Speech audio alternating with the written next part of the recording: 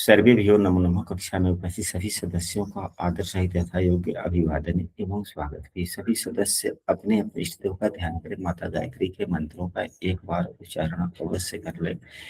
साथ ही अपने प्रेरणा के स्रोत एवं अपने गुरुजनों को भी अंतर्मन से अभिवादन कर लें। हम लोगों के द्वारा नियमित रूप से कुंडली प्रदेश पर आधारित कक्षा आयोजित की जाती है। आज की कक्षा में जैसा कि आप लोग व्हाइट बोर्ड पर देख रहे हैं, लिखा गया है कि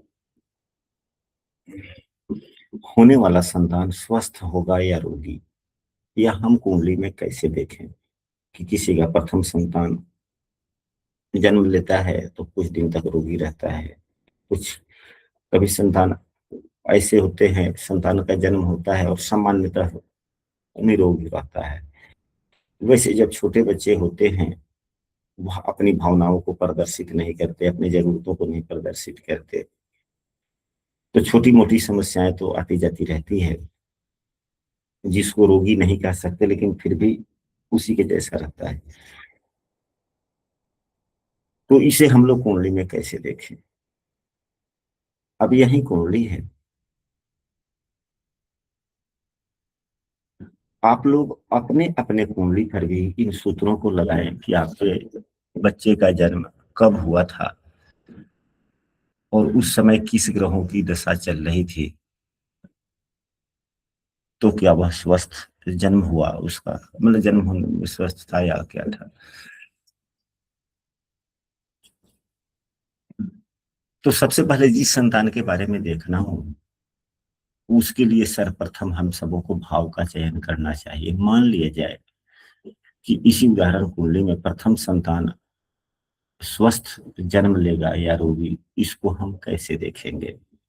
यदि दूसरे संतान की बात की जाए तो सातवां भाव, तीसरे संतान के लिए हमें नौवां भाव, चौथे संतान के लिए हम लोग को 11वां भाव, पांचवें संतान के लिए लग्न को ही देखते हैं।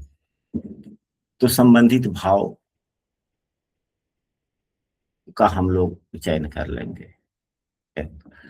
दूसरा सूत्र है इसका कि संबंधित भाव का भावेश मजबूत हो। सबसे पहला सूत्र, संबंधित भाव का भावेश मजबूत हो। तो इस उदाहरण कुंडली में जो संबंधित भाव बनते हैं, जो प्रथम संतान का हम लोगों ने ले लिया, तो मंगल देव बनते हैं। मंगल देव की स्थिति कैसी है? तो अपने शत्रु राशि में बैठे हुए हैं, अपने शत्रु राशि में बैठे हुए हैं, सख्त अवस्था में है, अवस्था इनका सख्त है, विषम राशि में है, कुमार अवस्था में है। तो अवस्था कुमार ठीक है, लेकिन सख्त अवस्था उसे कहते हैं जो कोई भी ग्रह सूर्य के साथ हो लेकिन अस्त न हो। जो ग्रह सूर्य से युक्त हो लेकिन अस्त न हो, उसे सख्त कहते हैं। अब यहाँ पर मंगल एवं सूर्य के अंशात्मक मान में कितने अंशों का अंतर है? 15 तो 17 अंशों का अंतर है। मंगल देव 17 अंशों तक अस्त ही रहते हैं। तो यह इनको अस्त भी नहीं कहा जाएगा, लेकिन अस्त के बगल में ही तो है ना। अस्त दोष नहीं है लेकिन अस्त के बगल में है, इसलिए सख्त ग्रह कहा जाएगा। सख्त ग्रह उतने अच्छे फल नहीं देते, उतने अच्छे नहीं माने जाते। दूसरा, एक तो अपने ऐसे राशि में बैठे हुए हैं जिस राशि के स्वामी मंगल को अपना शत्रु मानता है।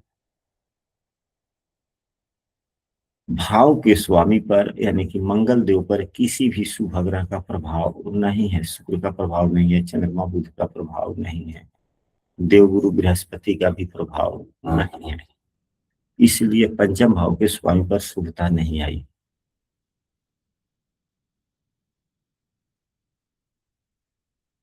साथ में संबंधित भाव के स्वामी को हम लोग D7 में भी देखते हैं कि क्या D7 में अच्छी स्थिति में है या नहीं है। तो लग्न कुंडली के सप्तम भाव, पंचम भाव के स्वामी D7 कुंडली में देवगुरु बृहस्पति की राशि में है, यहाँ सामान्यतः ठीक हो गए, एवं लाभ भाव में है, यह भी ठीक हो गया। तो ओवरऑल अगर देखा जाए तो उतने मंगल देव खराब नहीं हुए, क्योंकि बात संतान की है। तो ऐसी बात थोड़े है कि जिसके शनि पंचम भाव के स्वामी शनि के राशि में होते हैं या अपने शत्रु राशि में होते हैं तो उन्हें संतान नहीं होती। इसके लिए D7 कुंडली देखा जाना चाहिए कि D7 कुंडली में कम से कम अपने नीच राशि में ना हो, अपने शत्रु राशि में ना हो। अगर D7 में अपने शत्रु राशि में नहीं है, अपने नीच राशि में नहीं है, तो स्थिति अच्छी मानी जाती है, भले ही वह लग्न कुंडली में खराब ही क्यों ना दिखे। दूसरा, जिस समय संतान उत्पत्ति की संभावनाएं बनती है, यानी कि गर्भ की संभावना के समय में, अब मान लिया जाए कि अभी गर्भ की संभावना हो, तो हम अभी देखेंगे कि पंचम भाव पर संतान के कारक ग्रह देवगुरु बृहस्पति की दृष्टि है या नहीं। अगर संतान होने के समय में, गर्भ संभावना के समय में देवगुरु बृहस्पति की दृष्टि यहाँ पड़ती है, पंचम भाव पर पड़ती है, तो थोड़ी अशुभता को कम करता है। देवगुरु बृहस्पति यदि संबंधित भाव से अच्छी स्थिति में न हो, छठे आठवें बारहवें हो, तो थोड़ी सी संभावनाओं में बल मिल जाता है कि संतान रोगी होने की संभावनाएं बनती है।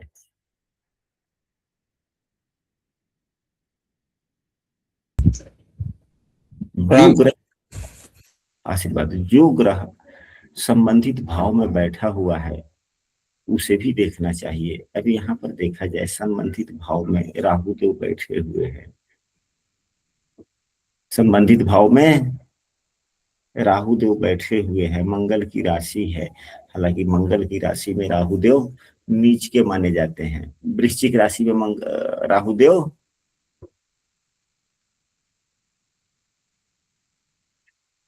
नीच के माने जाते हैं।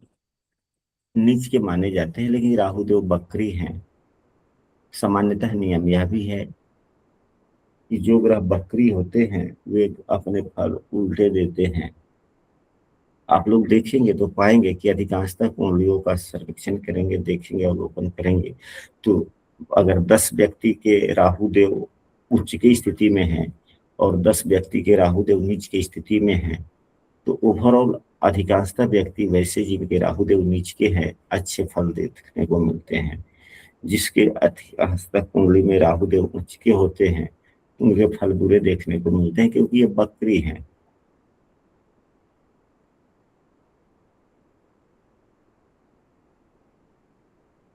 भावस्थ ग्रह अगर अच्छा हो तो ठीक है।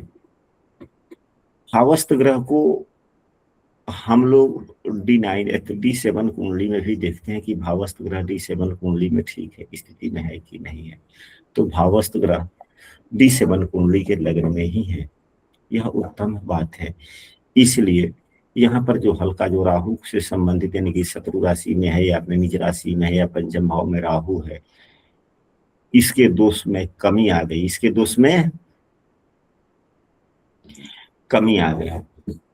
अगर यही राहु ऐसे जगह पे होता, ऐसी राशि में होता जिस राशि के स्वामी राहु को शत्रु मानते हैं, तो स्थिति खराब हो जाती।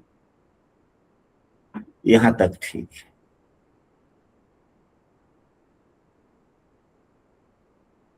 अगर संबंधित भाव के स्वामी D7 कुंडली के में अगर शुभ भाव में है तो अच्छी स्थिति बनती है।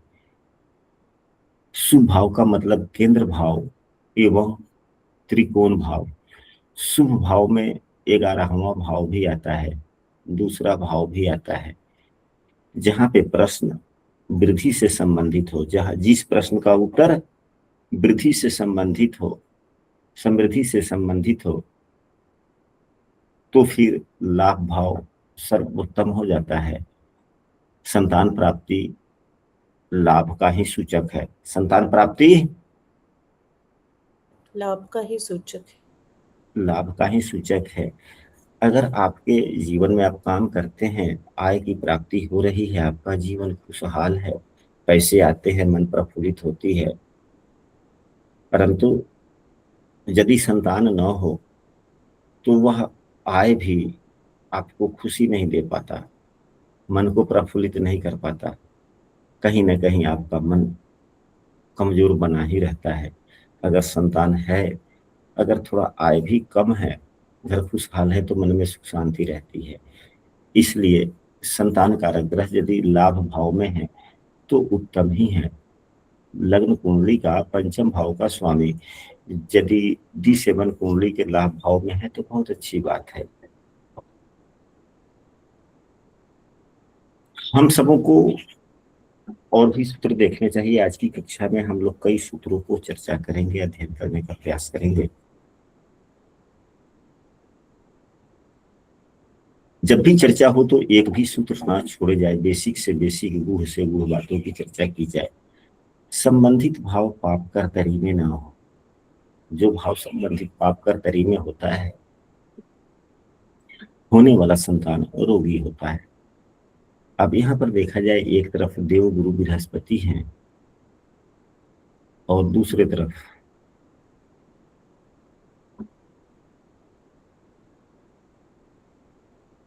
किसी की भी दृष्टि नहीं है, तो यह भाव न शुभ करतरी में हुआ न पाप करतरी में हुआ। यह पाप करतरी में न हो, यह हम लोग दोनों ही कुंडलियों में देखते हैं, लग्न कुंडलियों में भी देखते हैं और D7 कुंडली में भी देखते हैं। D7 कुंडली के चौथे भाव पर देव गुरु बृहस्पति की दृष्टि है एवं छठे भाव में शुक्रदेव अपने मूल त्रिकोण राशि में बैठे हुए हैं और शनि की उच्च की दृष्टि है। शनि की उच्च की दृष्टि शुभता प्रदान करने वाली होती है किसी भी ग्रह की, चाहे वह शुभ ग्रह हो या हो पाप ग्रह। यदि उच्च राशि को देखता है तो वहां पर बुरा फल नहीं देता, खास करके यदि मित्र को देख रहा हो तो और उत्तम बात है। इसलिए यह भाव शुभ करतरी में हम सबों को समझना चाहिए। अभी तक के अवलोकन के आधार पर यह स्पष्ट हुआ कि होने वाला संतान, यहाँ भाव के स्वामी का 8वें भाव में बैठना, शत्रु राशि में बैठ जाना, भाव में राहु का बैठना हल्के फल्के समस्याओं को जन्म दे रहा है, परंतु हल्का फल्का ही होगा। कोई गंभीर स्थितियां खराब होने की संभावनाएं नहीं बनती है। जैसे कि यहाँ पे राहु देव बैठे हुए, भाव का स्वामी 8वें भाव में बैठा हुआ है, शनि से युक्त है। हाँ, देव गुरु बृहस्पति से दृष्ट भी है, तो हल्का फल्का समस्या दिख रहा है लेकिन उतना गंभीर नहीं। लेकिन अगर इसी का अवलोकन हम लोग D7 कुंडली के 5वें भाव को करते हैं तो वह उतना खराब नहीं है। D7 कुंडली के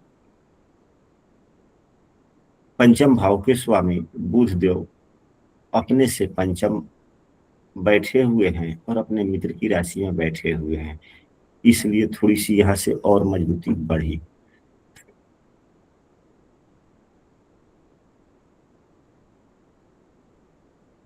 अब आते हैं अगले सूत्र पर। भाव में यदि कोई ग्रह बैठा हुआ हो, खास करके छठे भाव का स्वामी बैठ जाए, लग्न कुंडली के छठे भाव का स्वामी यदि भाव में बैठा हुआ हो और उस पर पाप ग्रह का भी प्रभाव पड़ रहा हो, तो होने वाला संतान रोगी हो सकता है।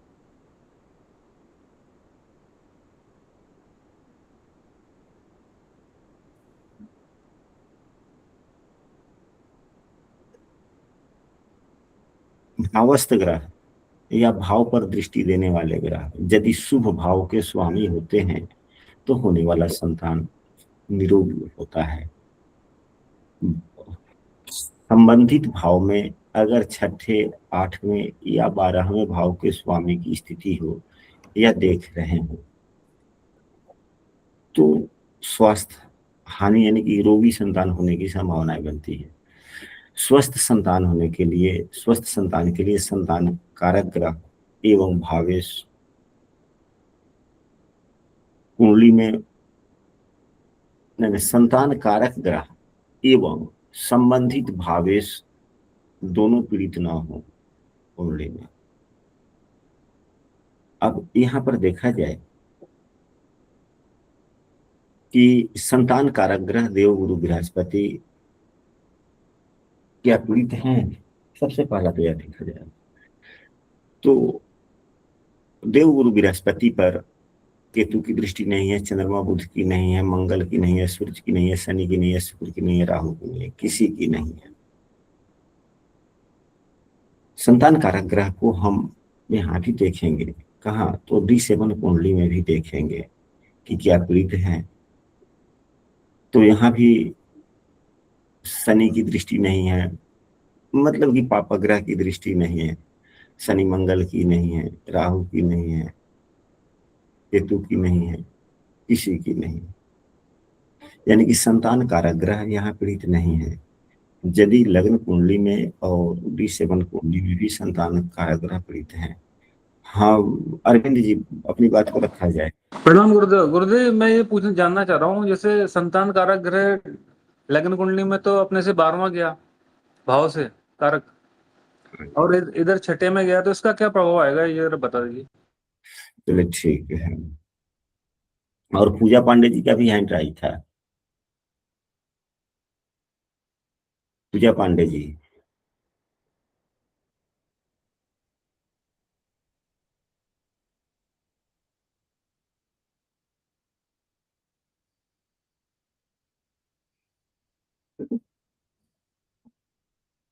चलिए आप हम पहले आप ही के प्रश्न पर उत्तर देते हैं। अब यहाँ पर हाँ संतान, गुरुजी, वो गाड़ी चला रहे थे ना, उसी से वो दब गया, स्कूल जा रहे थे। अच्छा चलिए कोई बात नहीं। तो संतान कारक ग्रह देवगुरु बृहस्पति होते हैं। हालांकि पंचम भाव से 12वें हैं, यह उत्तम संयोग नहीं है, परंतु देवगुरु बृहस्पति के लिए खास करके किसी भी भाव में होना उतना अशुभ नहीं माना जाता। कारण यह है कि यदि देवगुरु बृहस्पति जिसके चौथे भाव में हो तब तो संतान होगा ही नहीं, क्योंकि जब प्रथम संतान नहीं होगा तो दूसरा संतान कहां से। क्या गलत कर रहे हैं कि सही कर रहे हैं? सही है गुरु। तो देवगुरु बृहस्पति का चौथे भाव में बैठना अच्छा ही माना जाता है हर प्रकार के सुख के लिए। देवगुरु बृहस्पति का चौथे भाव में बैठना हर प्रकार के सुख के लिए अच्छा बात माना जाता है ना। तो प्रमुख रूप से वास्तविक सुख जीवन में कहाँ से मिलती है? संतान उत्पत्ति जब होती है तो जीवन का सर्वोच्च सुख व्यक्ति को प्राप्त होता है। और सामान्यतः देवगुरु बृहस्पति हमारे कुंडली के आधे भावों के कारक भी बन जाते हैं। तो जब आधा जीवन सुखमय हो जाता है तो वैसे सुखमय रहता है, शेष सभी ग्रहों से वैसे, इसलिए बता कोई बुरी बात नहीं। अब यहाँ पर भी है तो केंद्र में ही है। हाँ, अब अगर अन्य सभी सूत्र अगर विपरीत लग रहे हैं तो देवगुरु बृहस्पति अकेले क्या करेंगे? इसलिए खास करके केवल एक बृहस्पति को न लिया जाए। हाँ, लेकिन बृहस्पति का पीड़ित होना संतान, रोगी संतान होने को दर्शाता है, इसे जरूर समझें। तो यहाँ पर देवगुरु बृहस्पति पीड़ित भी नहीं है, यहाँ पर देवगुरु बृहस्पति पीड़ित नहीं है। भाव का स्वामी भी पीड़ित ना हो। अगर हम दूसरे भाव की, अब यहीं पे प्रथम संतान की बात कर रहे हैं, तो देवगुरु बृहस्पति यहाँ भी पीड़ित नहीं है, यहाँ भी पीड़ित नहीं है। भाव के स्वामी की बात की जाए तो यहाँ पे पीड़ित है। लेकिन D7 कुंडली में क्या पीड़ित हैं? तो D7 कुंडली में भी केतु से दृष्ट है। भाव के स्वामी नहीं, दृष्टि नहीं आ रही है, चतुर्थ है तो। केतु पांचवी से दृष्टि है, पांचवी दृष्टि है। अच्छा, मैं गुरुदेव देख रहा हूँ, ठीक है। यहाँ भाव के मतलब कारक तो ठीक हो गए, परंतु भाव के स्वामी यदि पीड़ित होते हैं, भाव के स्वामी यदि पीड़ित होते हैं तो रोगी संतान होने की संभावनाएं बनती है। यहाँ पर हम संभावनाओं की चर्चा करेंगे। अब यदि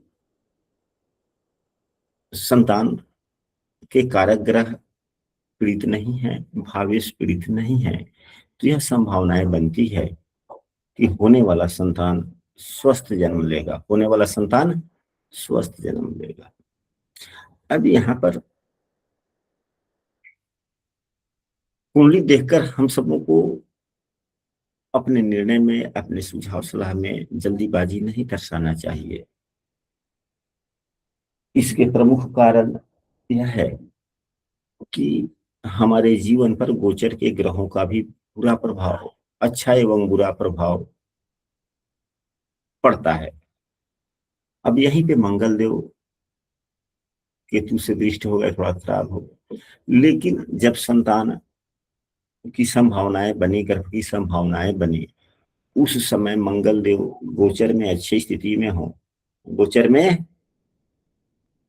अच्छी स्थिति में। स्थिति में यानी कि जन्म के समय से कुछ समय पहले से लेकर, मतलब कि जन्म के समय में अच्छी स्थिति में हो,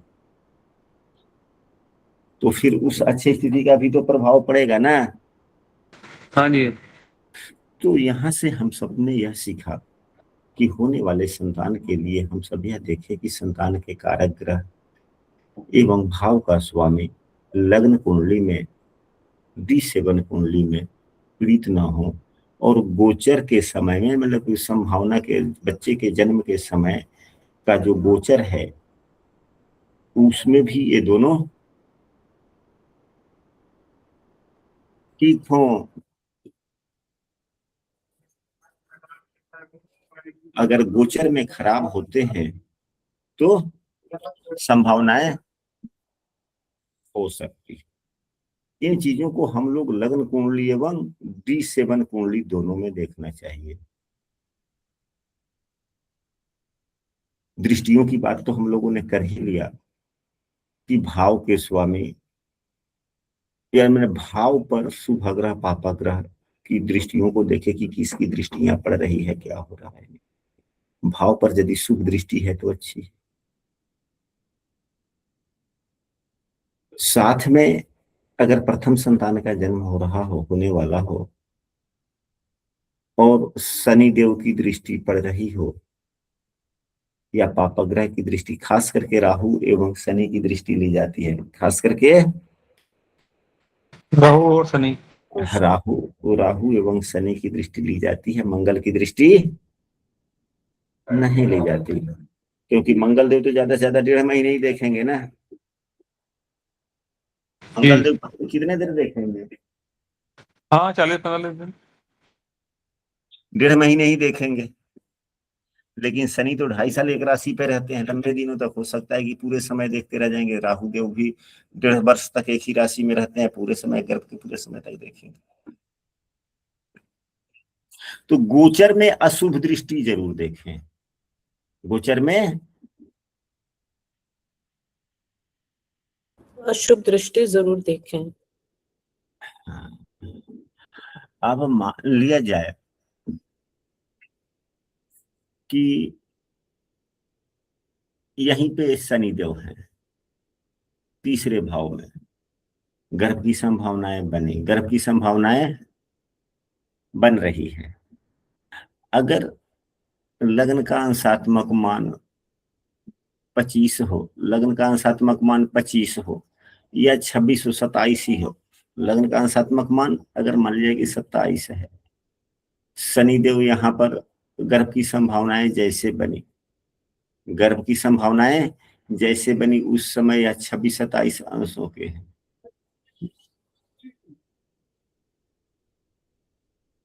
दृष्टि यहाँ इनकी पड़ रही है। तो गर्भ के शुरू के दिनों में, गर्भ के शुरू के दिनों में, शुरू के दिनों में, क्योंकि गर्भ तो 9 महीने का होता है, शुरू के दिनों में 3-4 महीने तक काफी परेशानियों का सामना करना पड़ेगा। और ज्यों ही शनिदेव की राशि परिवर्तन हो जाएगी, गोचर से जब यहाँ पर आ जाएंगे, तो फिर दृष्टि और कर्तरी दोनों में अंतर हो जाता है कि नहीं हो जाता है?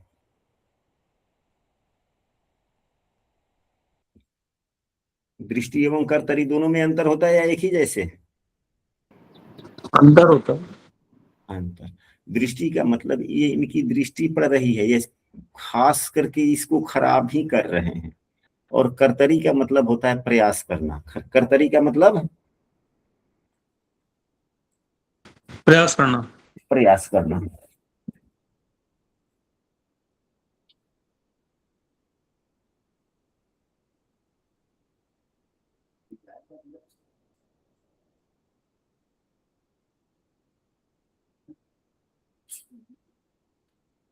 कुर्सी इधर अलग करके डॉक्टर जी वहां बैठे अपना रहा हूं।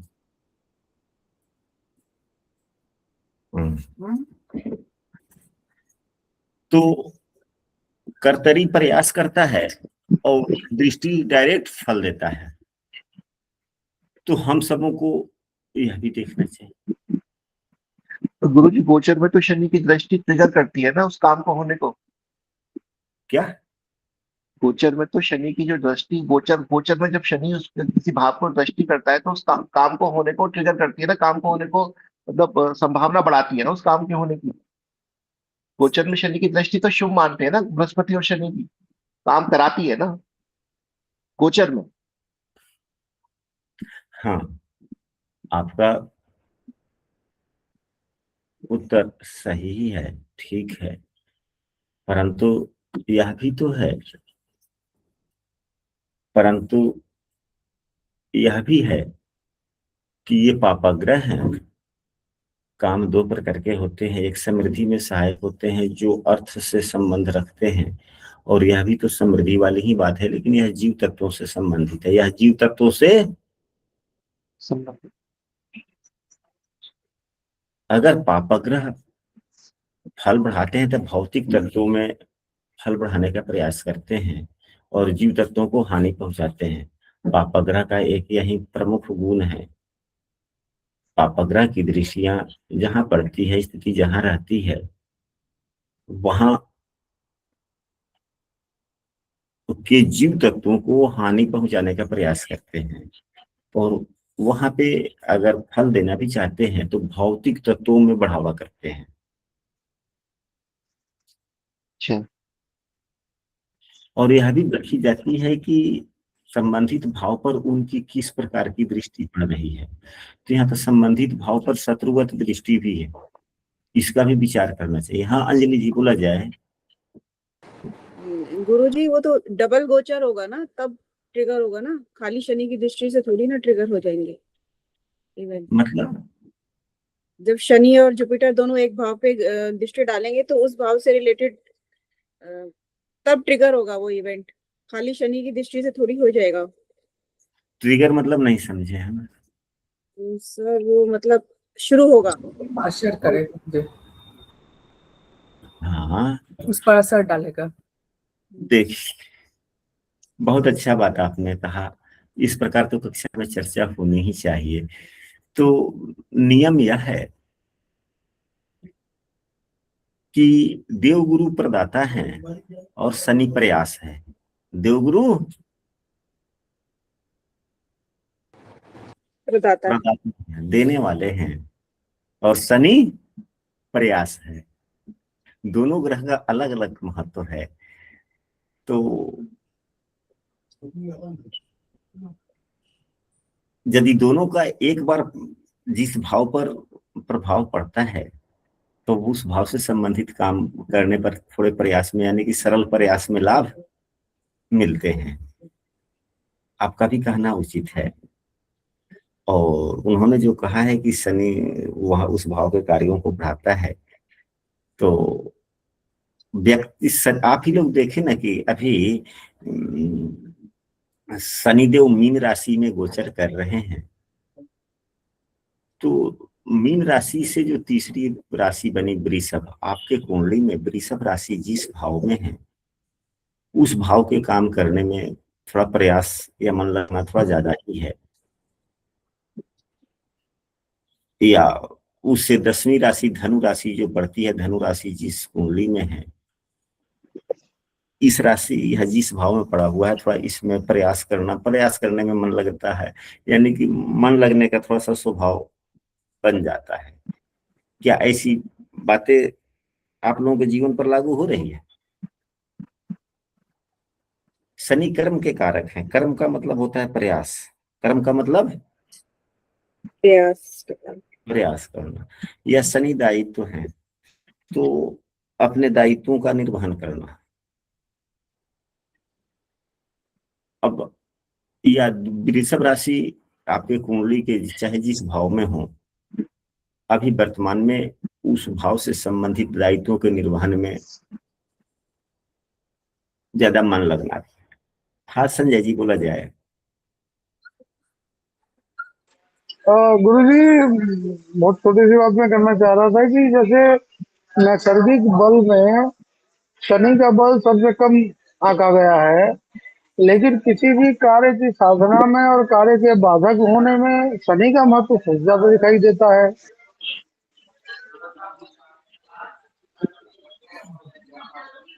आवाज नहीं आई गुरुजी? हाँ जी, तो अब इस पर यह नियम होता है कि हम मनुष्य हैं और हम सकारात्मक कार्यों को अगर कोई व्यक्ति प्रयास भी करता है, जी। ठीक है, एक बंद कर ले, पुनः आवश्यकता पड़ेगी तो खोलेंगे। हम साधारण मनुष्य हैं, हम सभी साधारण मनुष्य हैं। कोई भी व्यक्ति अगर अच्छा काम करने के लिए आपको प्रेरित करता है तो उसके तरफ झुकाव आपका कम होता है। और कोई गलत काम है, अगर कोई हल्का इशारा करता है तो हमारा स्वभाव साधारणतया झुक जाता है। यह नॉर्मली बात देखने को मिलती है अधिकांशतः व्यक्ति को। यानी कि गलत रास्तों के प्रति झुकाव थोड़ा ज्यादा हो जाता है, यानी बुरे कर्मों के प्रति झुकाव ज्यादा हो जाता है, और सकारात्मक कार्यों के प्रति झुकाव थोड़ा ज्यादा हो जाता है। ज्यादा हो जाता है। शनि पापक क्या है, इसलिए शनि का बल होने के कारण भी, बलहीन होने के कारण भी उसका प्रभाव जीवन पर, कुर्सियां है नहीं थे बैठी,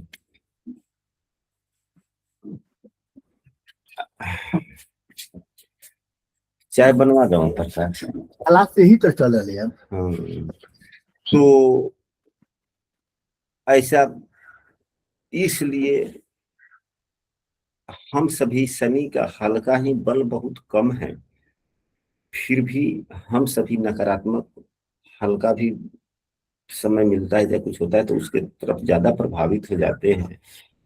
और जो सकारात्मक काम होता है वह बड़ा सूक्ष्म होता है, उसकी भावनाएं भी सूक्ष्म होती है, वह बहुत जल्दी आहत हो जाता है थोड़े से बातों से। तो इसलिए शनि का प्रभाव ज्यादा हो जाता है। बल कम है लेकिन प्रभाव ज्यादा हो जाता है। हम लोग क्या ऐसे समझ सकते हैं कि नहीं समझ सकते हैं? जी हाँ, जी हाँ। आगे हम लोग सर बढ़े। नैसर्गिक बलि तो कम है, बाकी बाकी चीजें तो और है ना उसके पास। दृष्टियां 3 है और बाकी चीजें है ना, और बल तो और कई तरीके से देखते हैं। हाँ, नैसर्गिक बलि कम है केवल। नैसर्गिक बल देखिए, यह जो है ज्योतिष विद्या, हम कथी पी ले, तो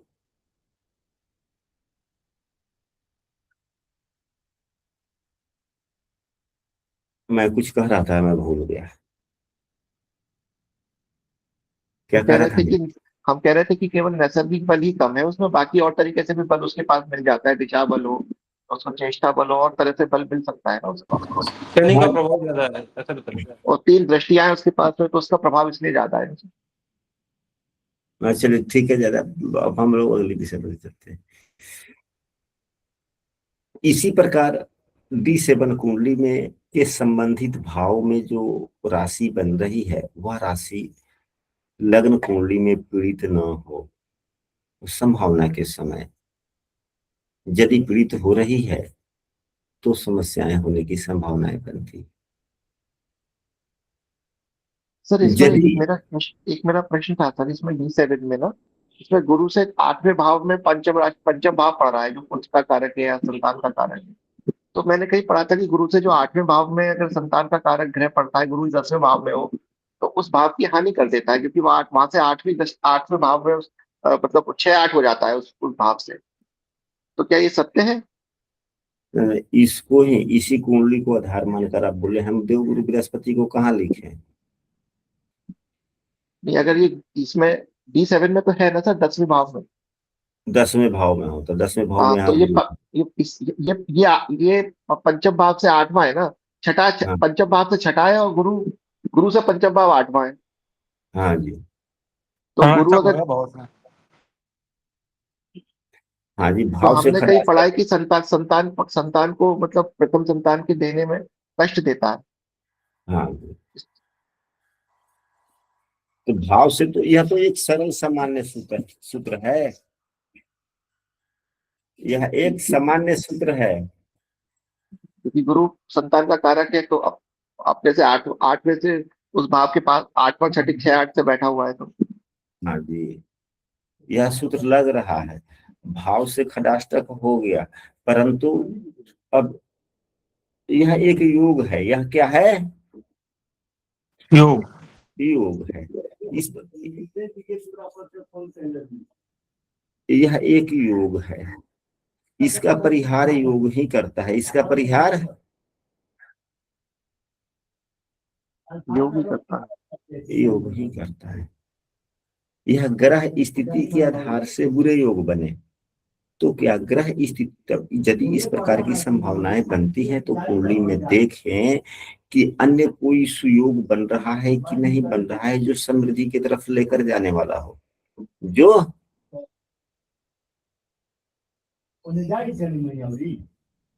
अब जिस कुंडली का हम फलादेश करते हैं, उस बर कुंडली में कोई भी अच्छा सुयोग बन रहा हो, वह उस क्षेत्र में प्रभावी होती है। अब इस उदाहरण कुंडली में गजकेसरी योग भी है। इस कुंडली में गजकेसरी योग भी है। गजकेसरी योग भी है। पंचम भाव के स्वामी का 9वें भाव में बैठना अपने आप में एक धन योग है। पंचम भाव के स्वामी का 9वें भाव में बैठना अपने आप में एक गज के सकारात्मक योग है। भाग्य भाव को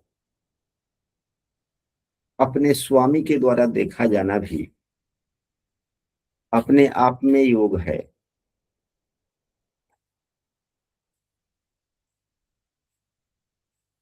लग्न को उच्च की दृष्टि से देखा जाना भी अपने आप में एक योग है। यहाँ पे कई योग दिखे कि नहीं दिखे? जी, आपका कहना उचित ही है कि अगर ढेर सारे दुर्योग बन रहे हो, तो देवगुरु बृहस्पति इसका भी योग का उसमें कंसीडर करें, यह भी एक बुरे योग हो गया। लेकिन कुंडली में अगर कई योग बन रहे हैं, अगर सकारात्मक योग बन रहे हैं, 3-4 सकारात्मक योग बने, अगर एक दुर्योग भी है, तब भी काम हो हो जाता है। सकता है। लेकिन हाँ, यहाँ भी हम लोगों ने देखा तो शुरू में भी थोड़ी मोड़ी समस्याएं दिखी। यहाँ भी समस्या तो है, लेकिन वैसी समस्या नहीं है जिससे हम लोग कह सकें कि संभावनाएं बिल्कुल एकदम निश्चित रूप से संतान रोगी ही होगा। यह क्या कह सकते हैं? अभी हम लोगों की कक्षा का विषय वस्तु क्या है? संतान का स्वास्थ्य कैसा रहेगा? न क्या कैसा रहेगा नहीं, बच्चा जन्म जो लेगा वह रोगी जन्म लेगा या स्वस्थ जन्म लेगा। हम लोग इसी विषय वस्तु पर केंद्रित करके चर्चा करें।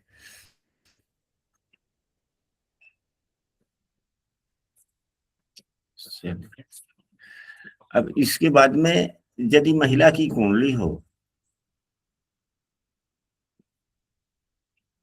यदि महिला की कुंडली हो तो गर्भधारण के समय से संतान उत्पत्ति तक लग्नेश की स्थिति का विचार अवश्य करना चाहिए।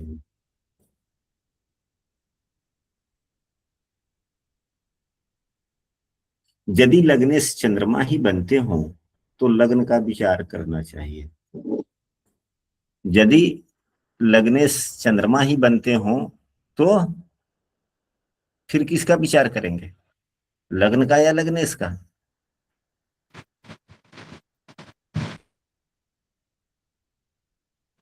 क्योंकि चंद्रमा तो 2.5 दिन में एक राशि पार कर जाता है, 17 दिन में। लग्न का ही करेंगे। तब लग्न का करेंगे। अगर अन्य ग्रह हो ये हमारे पास, यदि लग्न अन्य लग्नेश और दूसरे कोई ग्रह हो तो गर्भधारण के समय से संतानोत्पत्ति तक लग्नेश की स्थिति का विचार अवश्य करना चाहिए कि कब वह कमजोर हो रहा है, कब वह पीड़ित हो रहा है। यदि लग्नेश कुंडली में भी कमजोर हो तो लग्नेश का कमजोर होना यानी कि व्यक्ति के स्वयं का कमजोर हो जाना, व्यक्ति के स्वयं का कमजोर हो जाना। स्वयं का कमजोर हो जाना। और गर्भ स्थिति भी है, अगर वह गोचर में भी जब पीड़ित हो जाए फिर क्या होगा, परेशानियां बढ़ जाएंगी। परेशानियां। अगर पुरुष की कुंडली हो, अभी पुरुष, यदि यह पुरुष की कुंडली है तो फिर किसका विचार करेंगे, सप्तमेश का करेंगे। यदि पुरुष की कुंडली हो तो सप्तमेश का विचार, सप्तमेश का करेंगे, क्योंकि गर्भधारण तो सप्तमेश ने किया है ना। जी गुरु जी। सप्तमेश का करेंगे।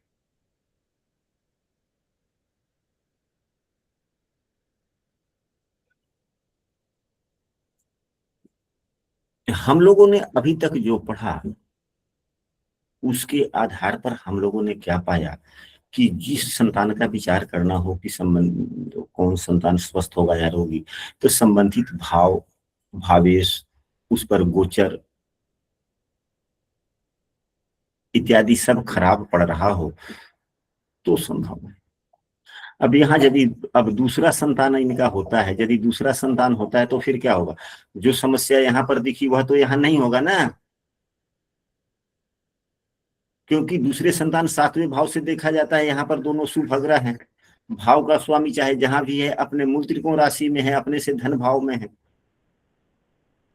भाव से केंद्र में 10वें भाव में देव गुरु बृहस्पति हैं, तो क्या दूसरा संतान यदि होगा तो वह स्वस्थ होगा या निरोगी? संभावनाएं हम क्या दर्शा सकते हैं, ज्यादा स्वस्थ होगा पहले से।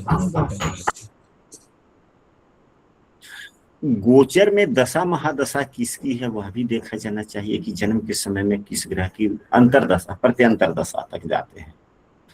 प्रत्यंतर दशा जितना सूक्ष्म विश्लेषण उतना थोड़ा सूक्ष्म दशा, तो प्रत्यंतर दशा जब जन्म के समय में यदि प्रत्यंतर दशा संबंधित भाव के स्वामी का हो या इनके मित्र का हो या शुभ भाव के स्वामियों का हो, भाव से शुभ भाव, भाव से शुभ भाव के स्वामियों की प्रत्यंतर दशा हो और यह भाव भी शुभ है, तो निश्चित रूप से क्या हो सकता है, बच्चा का जन्म अच्छा जन्म के समय में। अगर यही हल्की सी गड़बड़ दिखलाई दे दिया और गोचर में भी अगर यह पंचम भाव जन्म के समय में पीड़ित हो रहा हो, खराब हो रहा हो, एवं प्रत्यंतर दशा भी जन्म के समय का अशुभ भाव के स्वामी का पापग्रह का हो जाए, तो फिर क्या होगा,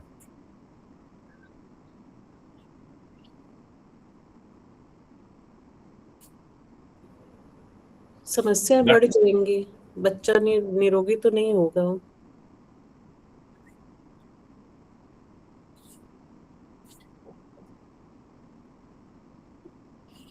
अगर महिला की कुंडली हो, लग्नेश गोचर में भी खराब है और लग्न कुंडली में भी पीड़ित है, चाहे कोई भी संतान क्यों न हो, महिला को समस्याएं आती ही आती है। यदि पुरुष की कुंडली हो, सप्तम भाव के स्वामी खराब हो, पीड़ित हो और वह D7 में भी खराब हो तो अच्छी स्थिति है। अब इनकी जो पत्नी होगी, अगर यह पुरुष की कुंडली है और इनकी पत्नी होगी, जब भी गर्भ धारण करेगी स्थिति क्या होगा? तो यह लगने से यहां भी शनि की राशि में है। शनि चंद्रमा को शत्रु मानता है, चंद्रमा छीन भी है। नवमांश कुंडली में, नवमांश कर रहे हैं, D7 कुंडली में चंद्रमा नीच का भी हो गया। तो जब भी गर्भधारण होगा, यदि यह पुरुष की कुंडली है तो इनके पत्नी का स्वास्थ्य सामान्यतः क्या कैसा रहेगा? थोड़ा गड़बड़ ही रहेगा। हाँ जी, गड़बड़ ही गड़बड़ ही रहेगा।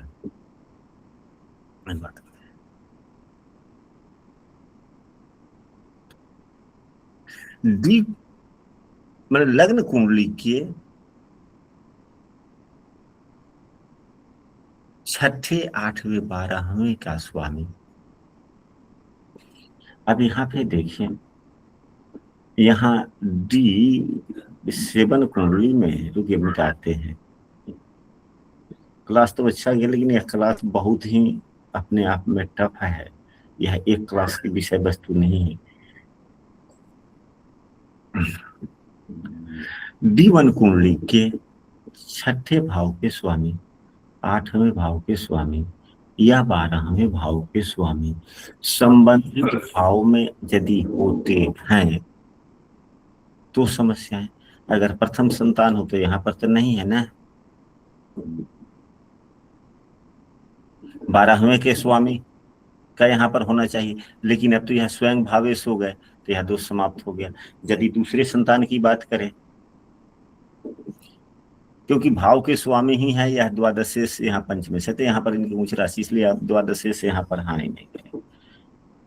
अगर दूसरा संतान हो तो यहाँ पर चंद्रमा केतु है, चंद्रमा स्वयं लगने से ठीक ठाक। अगर तीसरा संतान हो तो यहाँ देखेंगे, तो तीसरा संतान यहाँ देखेंगे, तो फिर तीसरे संतान के लिए यह द्वादशेष का काम कर रहा है। तो तीसरे संतान में समस्या। कहने का मतलब यह है कि लग्न कुंडली के छठे, आठवें, 12वें भाव के स्वामी को D7 के संबंधित भाव पर देखें कि क्या संबंधित भाव में है या उस ग्रह की पूर्ण दृष्टि है। यदि है तो समस्याएं आने की संभावना। स्पष्ट हुआ? जी गुरु जी। थोड़ी सी अभी 1, 2, 4 विषय वस्तु और बाकी रह गए।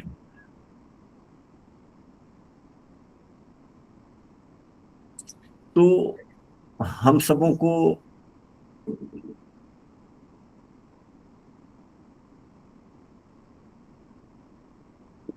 अब बीमार बच्चे की संभावनाओं का जो अभी तक हम लोगों ने अध्ययन किया, उसके आलोक में हम लोगों ने क्या सीखा? जन्म के समय और कुंडली में संबंधित भाव या भावेश का संबंध।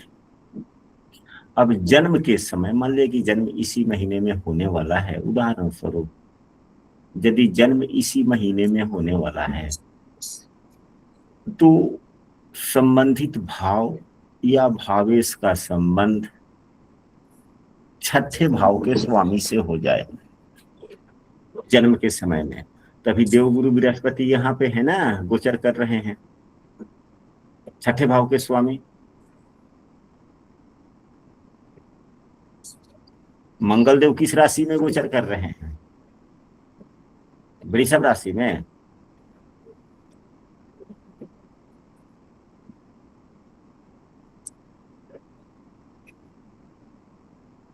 मंगल देव किस राशि में गोचर कर रहे हैं अभी? वृषभ में कर रहे हैं। अब मंगल देव वृषभ में कर रहे हैं, तो क्या देवगुरु बृहस्पति पंचम भाव को भी नहीं देख रहे हैं, इसको भी नहीं देख रहे? यह भी एक सूत्र है। कि जन्म के समय में छठे भाव के स्वामी का प्रभाव संबंधित भाव पर हो या संबंधित भाव के स्वामी पर हो, तो बच्चे की स्थिति ठीक नहीं होता, रोगी होने के समय। आठवां भाव इन्फेक्शन का भी है। आठवां भाव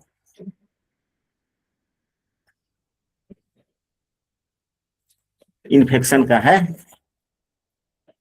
यदि जन्म के समय पंचम भाव पर आठवें भाव के स्वामी या पंचमेश पर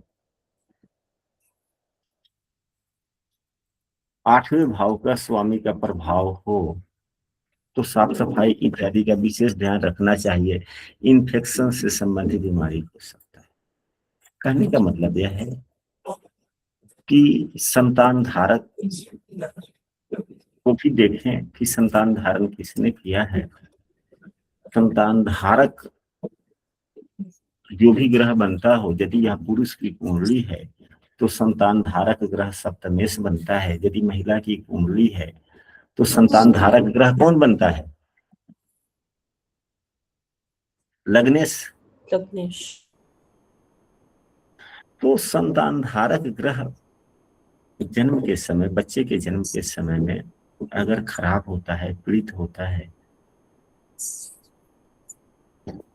समस्या। अगर यहाँ पर किसी महिला की कुंडली होती, प्रथम संतान के बारे में जन्म का समय होता कि फलाने तारीख को जन्म हुआ है प्रथम संतान का या दूसरे संतान का या तीसरे संतान का, और वह रोगी जन्म लिया था या अस्वस्थ जन्म लिया था, तो हम कुंडली में कैसे देखें? तो उदाहरण बोले तो फिर वहां पर हम लोग डिटेल से चर्चा कर लेते कि यह ग्रह की ऐसी स्थिति थी, यह ग्रह की ऐसी स्थिति थी, थोड़ा और इसलिए हम लोग डीपली समझ पाते ना। तो आज की कक्षा में हम लोग इतना ही रखते हैं। पुनः हम लोग आने वाली कक्षाओं में, यदि आप लोगों की इच्छा हो तो कोई वैसी कुंडली मिले कि हाँ भाई फलाने तारीख को बच्चे का जन्म हुआ था और रोगी हुआ था, जन्म होने के बाद में काफी दिन समस्याएं रही, फिर बाद में ठीक हुआ, तो यह क्यों हुआ? तो इन सभी सूत्रों को यदि हम वहां पर लगाते हैं तब जाकर और ज्यादा अनुभव होने की संभावनाएं बनती। गुरु जी, आजकल सिजेरियन केस ज्यादा होते हैं, तो उसके लिए